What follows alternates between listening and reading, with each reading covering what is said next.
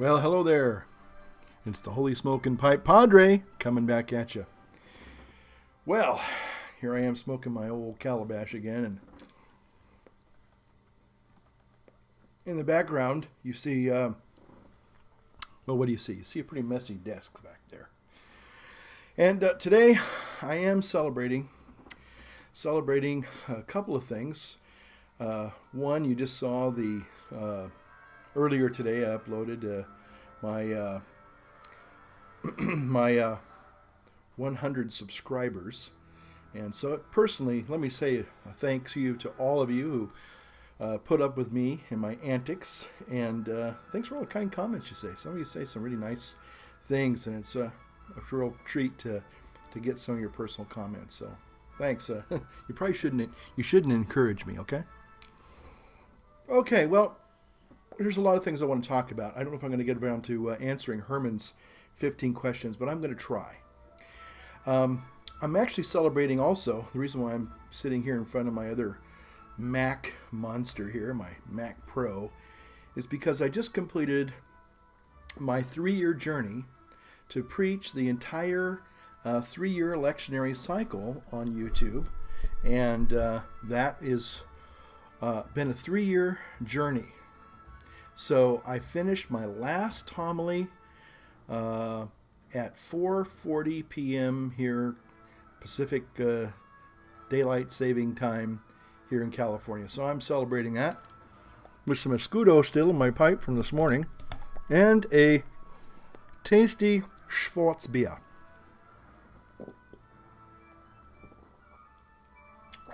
Oops. I hope you didn't see that. Okay, so it's a little warm. It's an O'Doul's, so I don't have to worry about driving. Okay, you're probably wondering why I got the detective hat. Well, one of the reasons is over the weekend I got a new game. I love games. I don't get a chance to play games that much, but here's a game. Now, I don't know if this is really a good game I can recommend for kids. I probably wouldn't recommend it for kids, only because it says so on the content of the box. But it is L.A. Noire. Whoa. Okay. And it's a detective game, role-playing game, set in the 1940s. One of my favorite time periods, by the way. And I kind of feel I was born 40 years too, or 60 years too late. But anyway, now the reason why I share that with you is because it actually ties in a little bit with Herman's question. So if you're getting this video, if I send you this video personally, it's a tag, you're it, okay? So just be aware of that. So if you got this video personally from yours truly, then consider yourself tagged, and you must answer now Herman's 15 questions. Okay, so we're going to do that. We're going to try and do that. Just before I do that, though, I do want to say, if you're wondering what the music in the background is, it's Peter Maxwell Davies' Orkney Wedding Suite. So there you go. One of the things that I got to tell you, I've been away for a little over a week. I've been really busy in the parish. And that's just the nature of it. So there are times that I get a chance to really indulge my YouTube thing. And plus I had my other YouTube channel that I just finished this afternoon. So the thing is that I'm a little behind in watching some of your videos, although I did watch some of Jay's videos. And Jay, I will have maybe some responses coming your way sometime, maybe in the new week. I'm going to try. We got confirmation. We got one of my famous lasagna dinners that I make, so I may not be able to get a chance to respond. And also, Big Papa Mike's got some 10 questions out there. I'd like to check out his questions. And all the other ones that I've seen, some of you are just so creative, and I just love watching your videos. Some of you are doing the animatic videos. They're really cute and clever, and I just want to tell you that. Okay, so let's get on to Herman's questions about reading. And again, the reason why I share with you a little bit about L.A. Noire isn't so much because of it's got graphic violence and all that kind of stuff. It has a great storyline, folks. That's what makes these games really fly or really sink. It's the storyline that brings you into it. So, all the special effects, it's just like any movie you see on the theater. It's really the story that really makes it. So, Herman asks, let me get the old pipe going here. Oh, the vulcanite move. Is it like the carbonite maneuver in Star Trek? You be the judge of that. Okay. When did you start reading, right? You know what? I'm sorry. I'm going to have to embarrass myself and wear my stupid glasses, okay? I'm one of those kind of guys. Okay. Okay. How old were you when you started reading? Well,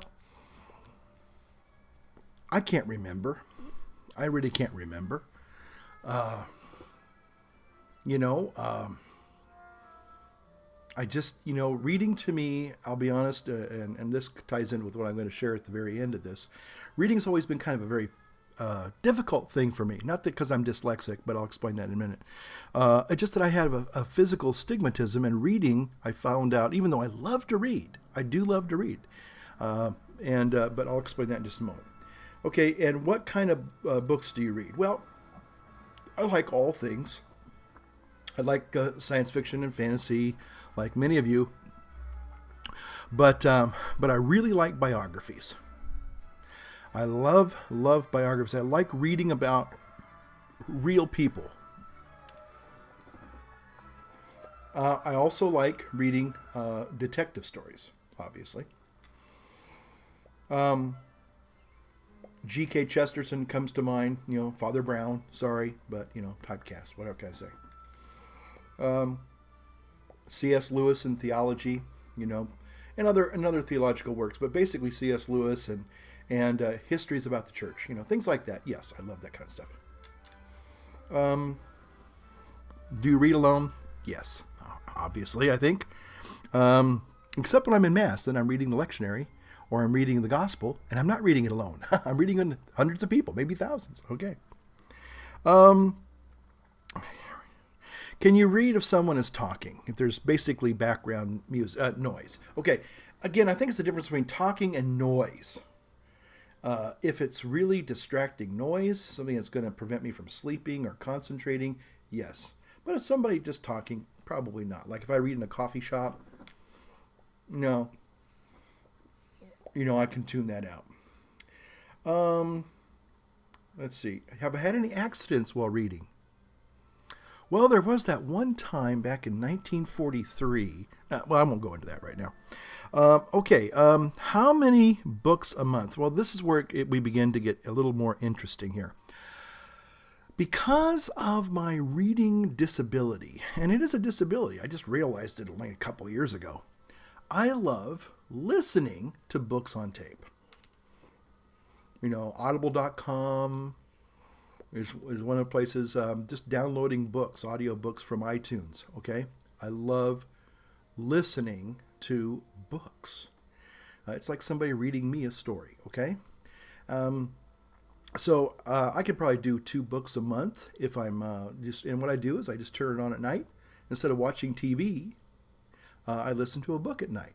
And that's much, much better for me. I sleep better, and I don't have headaches. If I watch TV too late at night, I get headaches. But if I listen to a book on tape, it's wonderful, and I just, it's just really great.